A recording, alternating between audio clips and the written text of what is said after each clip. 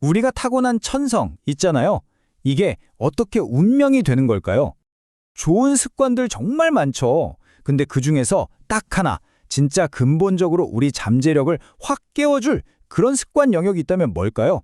오늘 그 답을 무려 2500년 전 공자의 지혜 속에서 한번 찾아보려고 합니다. 자, 모든 이야기의 시작은 바로 이 한 문장입니다. 성상그냐, 습상어냐. 이게 무슨 뜻이냐면 사람은 태어날 땐 다 비슷비슷한데 습관 때문에 서로 완전히 다른 사람이 된다는 거예요. 정말 놀라운 통찰 아닌가요? 결국 우리를 만드는 건 타고난 천성이 아니라 하루하루 쌓아가는 이 습관이라는 거죠. 그러면 바로 이런 궁금증이 생기죠. 아니, 좋은 습관이 한두 개가 아니잖아요? 뭐 부지런해야 한다, 배워야 한다, 절제해야 한다, 너무 많아요.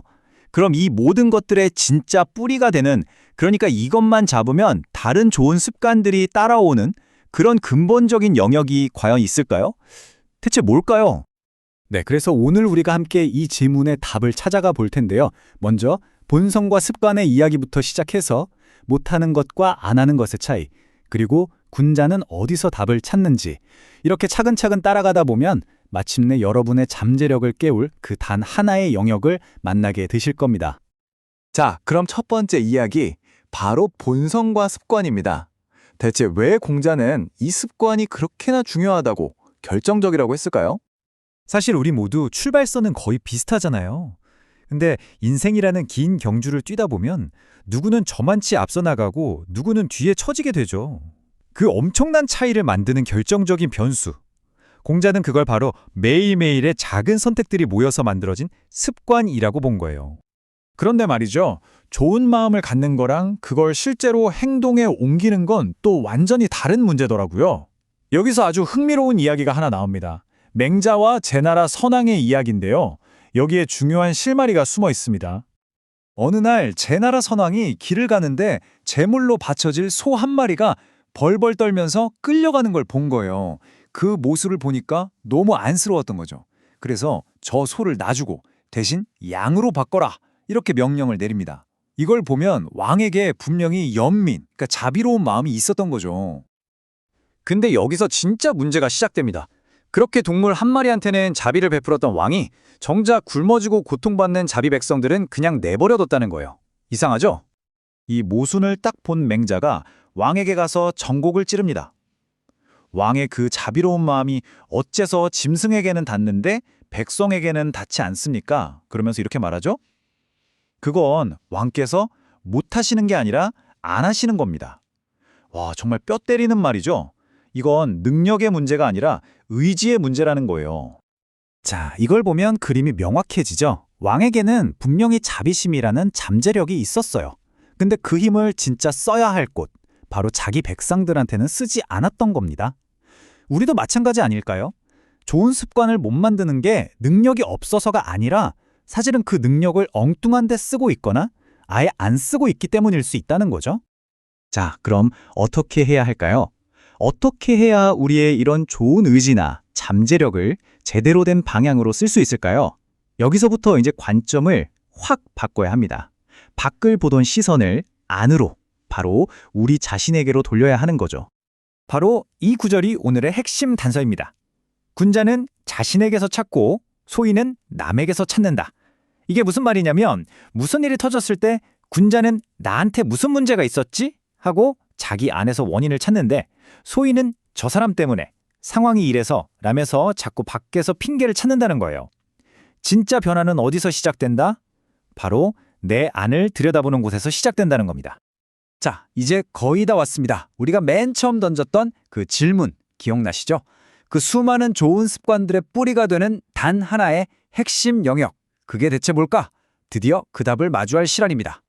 공자가 이런 한탄을 한 적이 있어요. 나는 아직 자기 허물을 보고서 마음속으로 스스로를 고소하는 사람을 보지 못했다. 이게 무슨 말이겠어요? 마치 자기가 검사고 판사가 돼서 자기 잘못을 법정에 세우는 것처럼 그렇게 치열하게 자기 자신을 돌아보는 사람을 본 적이 없다는 거예요. 바로 여기에 가장 중요하고도 또 가장 어려운 습관의 힌트가 담겨 있는 거죠. 고전에서는 이런 내적인 과정을 한 글자로 약이라고 합니다. 우리말로 하면 다잡는다, 단속한다, 이런 뜻이에요. 근데 이게 그냥 억지로 꾹 참는 게 아니에요. 더 높은 기준에 자기 자신을 계속 맞춰가면서 스스로를 단련하고 고쳐나가는 아주 적극적인 정신 활동을 말하는 겁니다. 네, 바로 이겁니다. 우리가 찾아 헤맸던 단 하나의 핵심 습관 영역. 그건 바로 무엇을 할까 하는 외부적인 행동이 아니었어요. 그건 바로 내 안을 어떻게 들여다보고 어떻게 고쳐나갈 것인가 하는 내면의 과정이었습니다.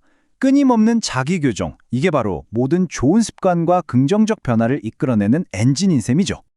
그럼 이런 내적인 자기 교정 습관이 몸에 완전히 배면 사람은 어디까지 성장할 수 있을까요? 맹자가 그 놀라운 성장 단계를 아주 체계적으로 보여줍니다. 맹자가 말하길 사람의 발전에는 단계가 있대요. 처음엔 그냥 선한 걸 좋아하는 선의 단계. 그러다 그게 몸에 쌓이면 믿음직한 신의 단계. 그게 꽉 차서 아름다운 미의 단계. 그리고 그게 밖으로 빛을 발하는 대의 단계. 여기서 더 나아가면 다른 사람까지 변화시키는 성인의 경지. 그리고 그 끝에는 헤아릴 수 없는 신의 경지까지 이른다고 합니다. 이 어마어마한 여정의 첫걸음이 뭐라고요? 바로 내 안을 들여다보는 거라는 거죠. 그리고 이렇게 최고 경지에 오른 사람을 맹자는 백세지사, 그러니까 백세대의 스승이라고 불렀어요. 백세대가 지나도 사람들에게 영감을 주는 거예요. 탐욕스러운 사람을 청렴하게 만들고 나약한 사람에게 용기를 주는 그런 존재가 된다는 거죠. 이게 바로 자기 내면을 다스리는 힘이 가진 궁극적인 영향력입니다. 자, 좋습니다. 그럼 이제 이 모든 지혜를 우리 삶으로 한번 가져와 볼까요? 이걸 대체 어떻게 써먹을 수 있을까요? 핵심은 이겁니다, 여러분. 진짜 성장은요, 자꾸 뭘 배우고 뭘 더하려고 밖으로만 놔두는 데서 시작되는 게 아니에요. 오히려 그 반대입니다. 조용히 자기 내면을 들여다보고 내 부족한 점, 내 결점과 정면으로 마주하고 그걸 고쳐나가는 과정에서 진짜 성장이 시작되는 겁니다. 자, 오늘 이야기 한번 정리해 볼까요? 첫째, 우리의 운명을 결정하는 건 타고난 게 아니라 뭐다? 습관이다. 둘째, 우리가 뭔가를 못하는 건 능력이 없어서가 아니라 안에서일 가능성이 크다. 셋째, 진짜 변화를 원하면 밖에서 답을 찾지 말고 내 안에서 찾아라. 그리고 마지막으로 가장 중요한 거죠. 모든 좋은 습관의 뿌리는 바로 끊임없는 자기 교정이다. 이겁니다. 이게 그냥 착한 사람 되세요 이런 도덕적인 이야기가 아니에요. 이건요, 어떤 흔들리는 상황에서도 길을 잃지 않게 해주는 내면의 강력한 나침반을 만드는 작업이에요. 내 안에 잠재력을 폭발시키기 위한 가장 근본적인 운영체제, OS를 설치하는 과정이라고 생각하시면 됩니다. 그러니까 우리 이제부터 스스로에게 던지는 질문을 한번 바꿔보면 어떨까요? 다음엔 뭘 해야 하지? 내년 목표는 뭐로 잡을까? 이런 질문도 좋지만 그 전에 먼저 이렇게 묻는 거죠. 지금 당장 내가 고쳐야 할 내 안의 가장 큰 허물은 뭘까? 라고요. 아마 그 질문에 대한 답 속에 여러분의 잠재력을 깨울 가장 위대한 열쇠가 숨어 있을지도 모릅니다.